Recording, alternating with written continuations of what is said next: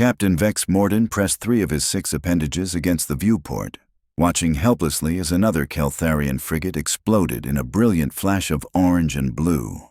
Well, wasn't this just perfect? 3 cycles of peace talks with the hegemony, and what did they get for their diplomatic efforts? A surprise attack that made their previous negotiations look like a friendly game of quantum chess.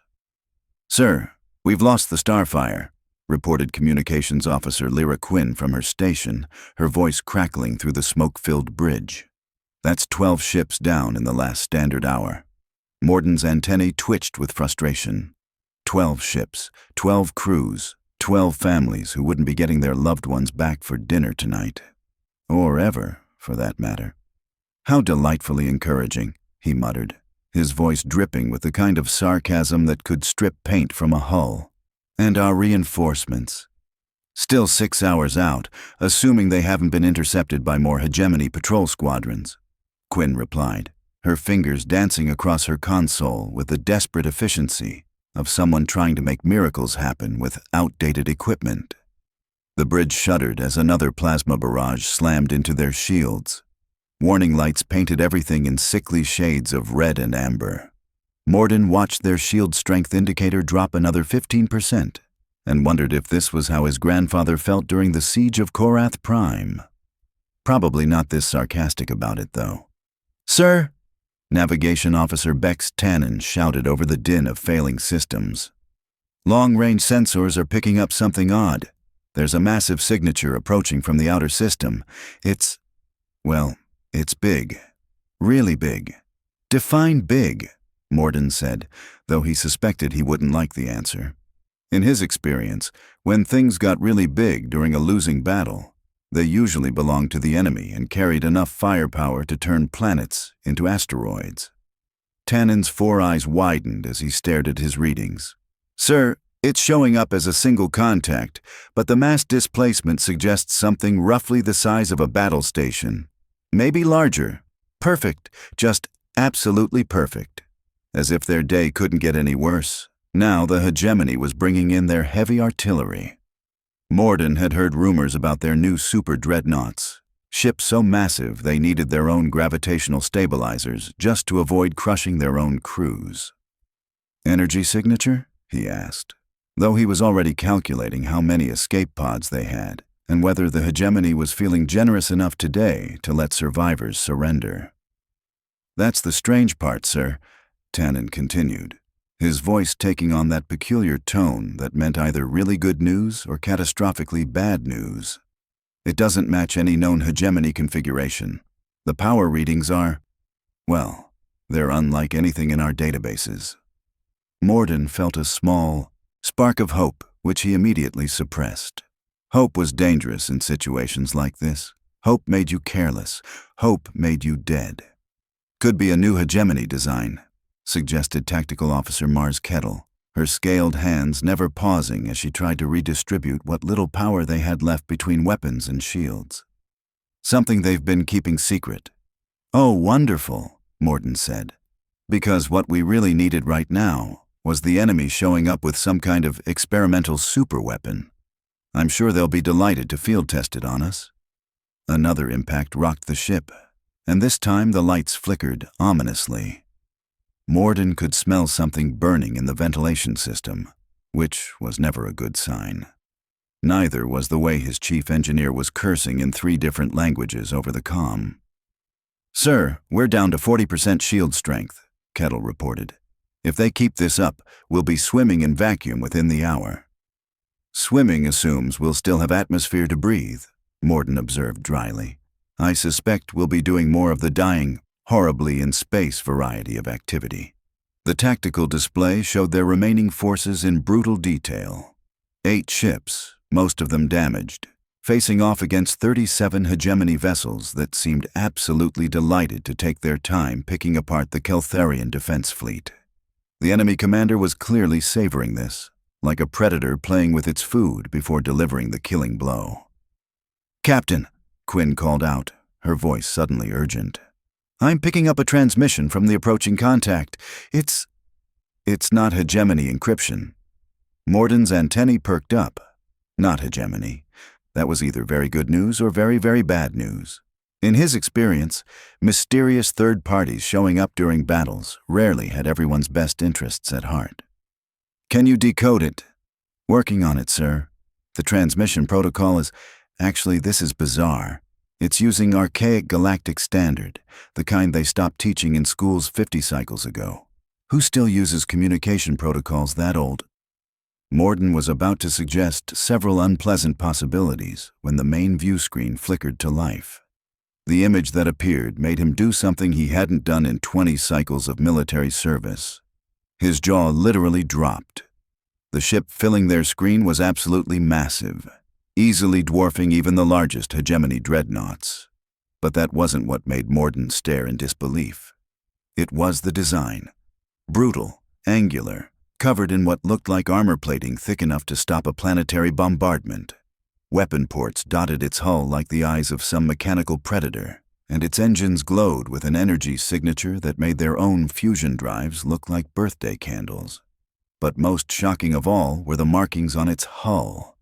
Markings that every species in the galaxy learned about in their basic xenobiology classes, usually in the context of extinct species that were probably better off that way.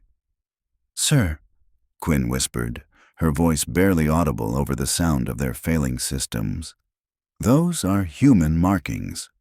"Impossible," Mordon breathed. "Humans have been extinct for over 200 cycles. Everyone knows that."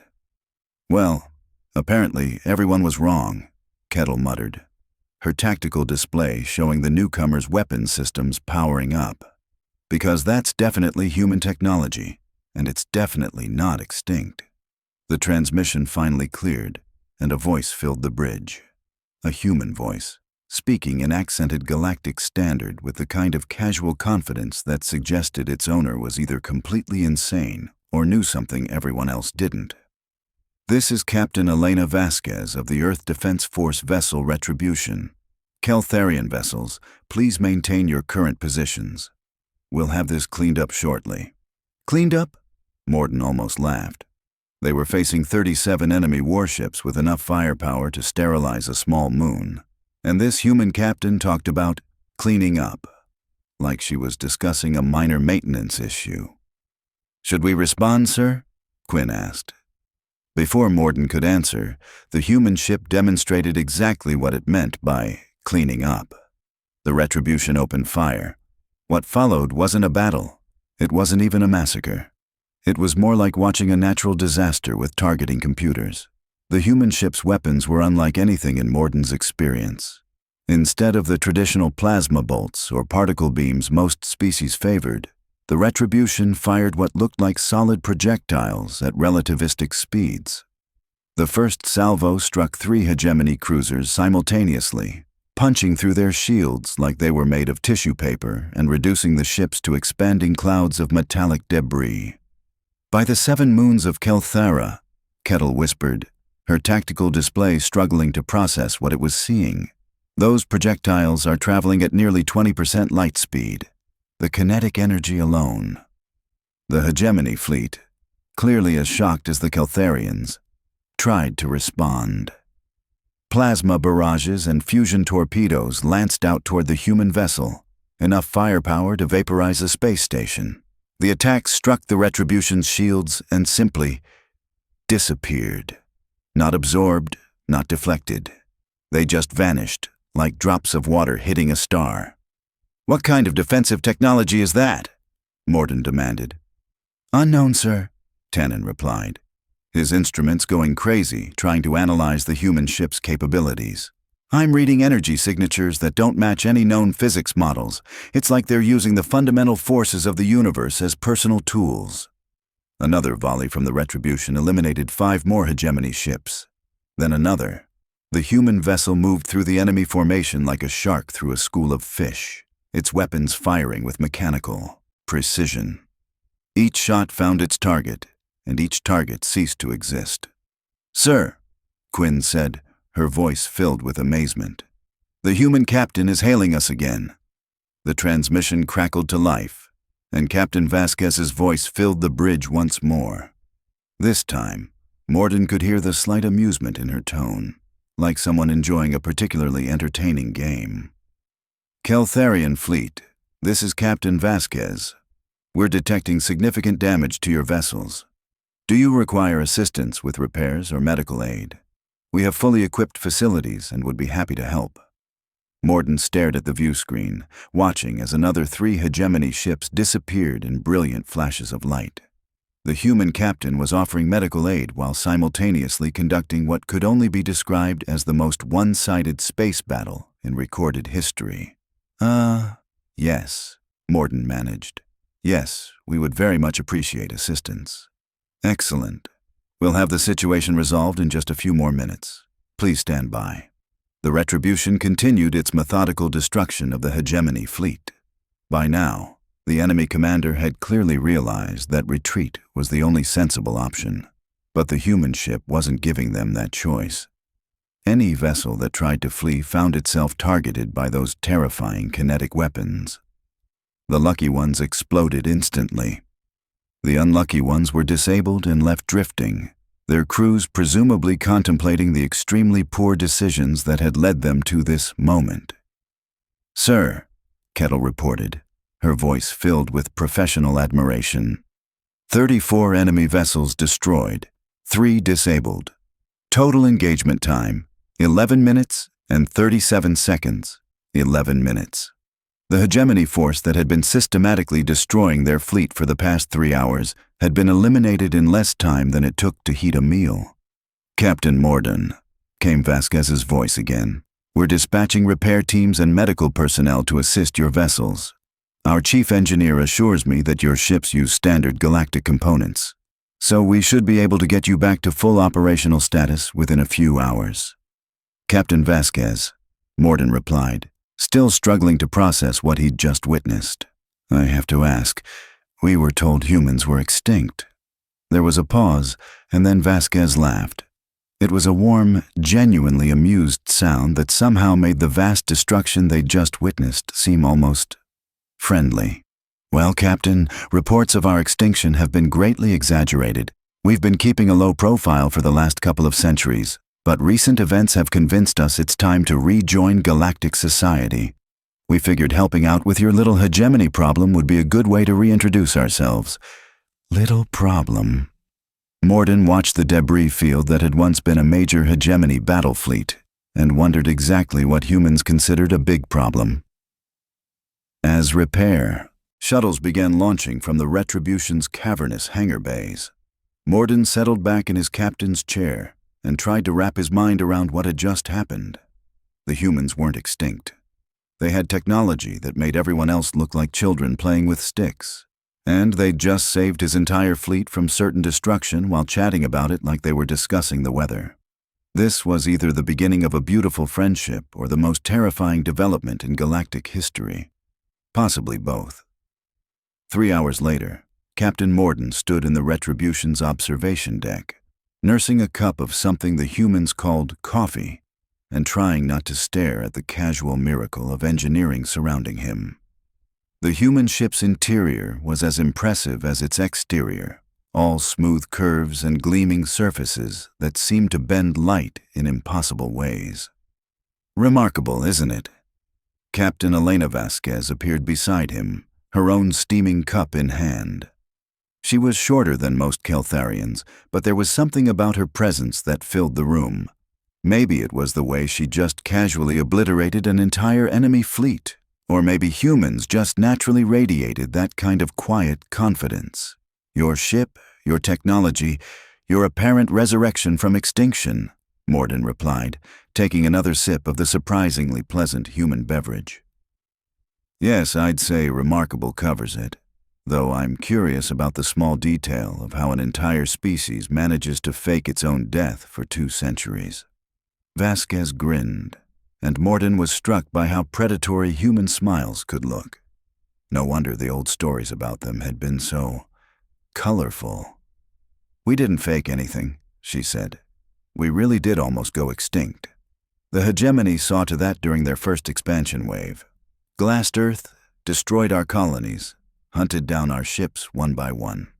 Standard operating procedure for them, really.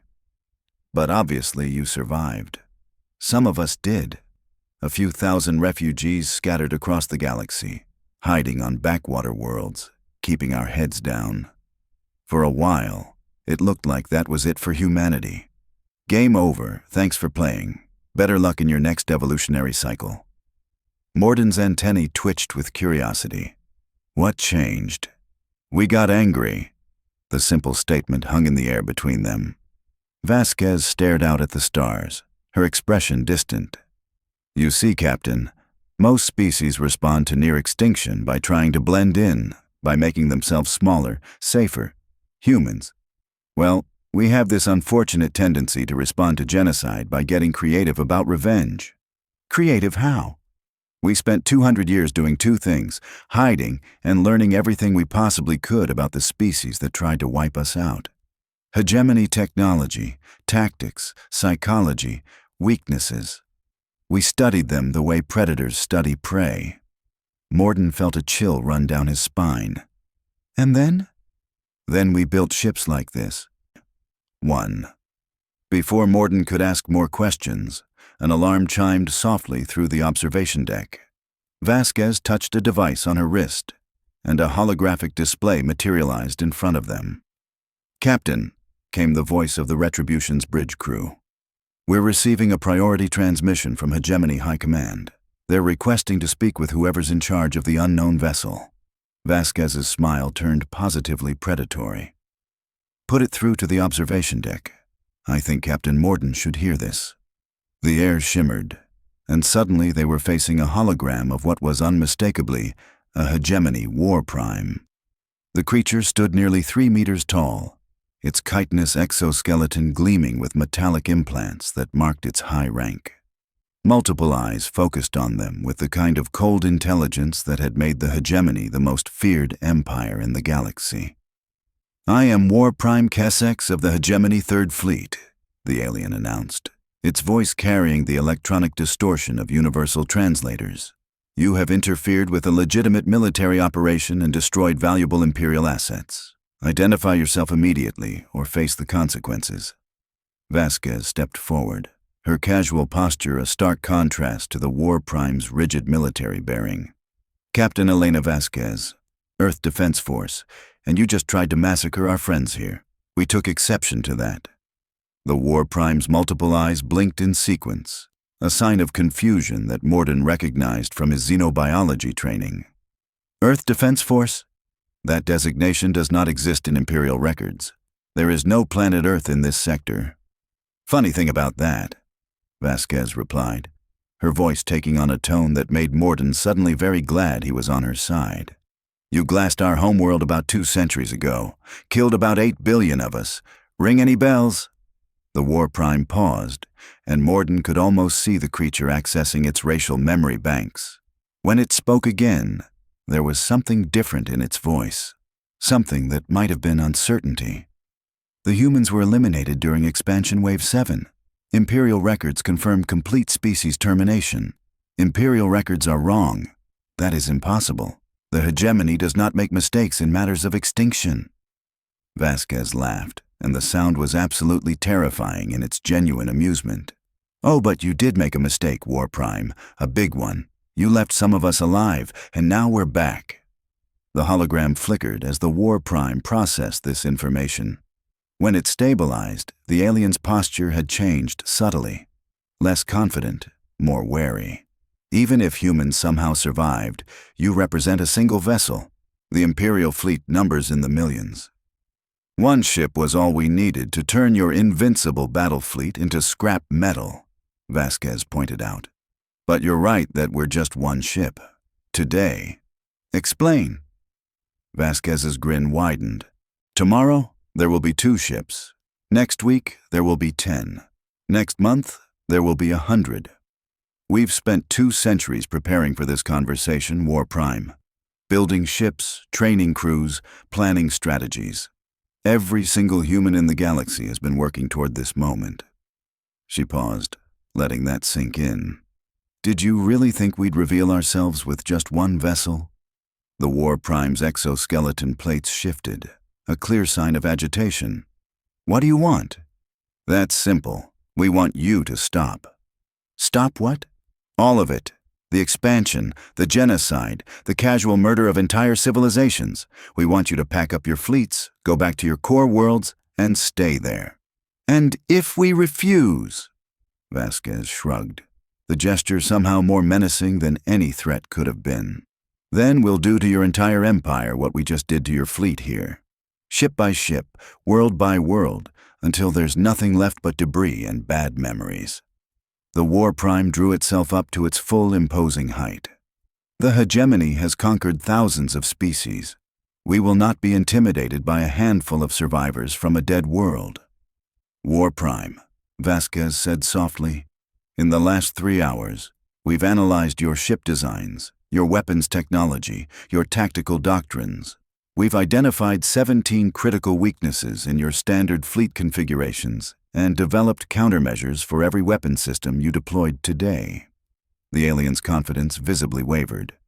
While we've been talking, our computers have been dissecting your communication protocols, your navigation systems, your fleet coordination networks. By now, we probably know more about your military capabilities than you do.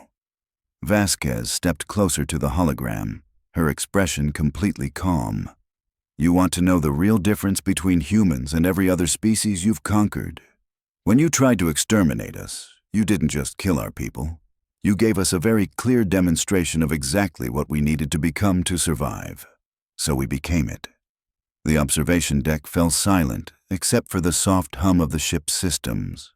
Mordon found himself holding his breath, watching 2 apex predators size each other up across the vast emptiness of space. This is not over, the war prime finally said. No, Vasquez agreed. It's not, but it will be soon, one way or another. The hologram disappeared, leaving them alone with the stars and the implications of what had just occurred. You're really going to take on the entire hegemony? Mordon asked. We're going to do more than that, Vasquez replied. We're going to win. She turned to face him fully, and Mordon saw something in her eyes that made him understand why humans had been the stuff of legends even before their supposed extinction. You see, Captain, the hegemony made one critical error in their calculations. They assumed that survival was humanity's primary goal. It's not. Survival is just step 1. What's step 2? Making sure it never happens again, to anyone. As if summoned by her words, the ship's communication system chimed again. This time, it was the Retribution's tactical officer. Captain, we're detecting multiple hyperspace signatures throughout the system. 47 vessels and counting, all showing human energy signatures. Vasquez's smile returned, bright and absolutely merciless. Looks like tomorrow came early. Through the observation deck's viewport, Mordon watched as ship after ship materialized from hyperspace. Each one was different in design but unified in purpose, their hulls bearing the same angular, predatory lines as the Retribution. The human fleet spread out in perfect formation, a constellation of firepower that made the destroyed hegemony force look like a minor inconvenience. How many ships do you have? Mordon asked, though he wasn't sure he wanted to know the answer. Enough, Vasquez replied. We've had 2 centuries to prepare, Captain. 2 centuries to build, to plan, to make absolutely certain that when we finally revealed ourselves, we'd be ready for whatever came next. The tactical display updated, showing the human fleet's positions. Mordon counted 63 vessels, each one radiating the same impossible energy signatures as the Retribution. This is just the beginning, Vasquez continued. Every human colony that survived, every refugee ship that made it to safety, every family that managed to hide from hegemony hunters, they've all been working toward this day. Building ships, training crews, preparing for the moment when humanity would return to take its place in the galaxy. And that place is... Vasquez looked out at her fleet, her expression thoughtful, standing between the predators and their prey, making sure that what happened to Earth never happens to anyone else. She finished her coffee and turned toward the door. Your ships are fully repaired, Captain Mordon. You and your people are free to go. We'll escort you to the edge of the system if you'd like. What about the hegemony? Won't they send more ships? Oh, they'll try. But they're about to discover that humans are very, very good at learning from their mistakes, and even better at making sure their enemies don't get the chance to repeat theirs. As Mordon watched the human fleet prepare for whatever came next, he realized that the galaxy had just become a very different place. The hegemony's reign of terror was about to meet something they'd never encountered before. A species that had survived extinction and come back stronger, angrier, and absolutely determined to ensure it never happened again. The humans weren't just back. They were here to stay, and they were done hiding. In the distance, space twisted as more human ships dropped out of hyperspace, their arrival timed with military precision. The galaxy's most feared predators were about to learn what it felt like to be prey. And somehow, Mordon suspected they weren't going to enjoy the lesson.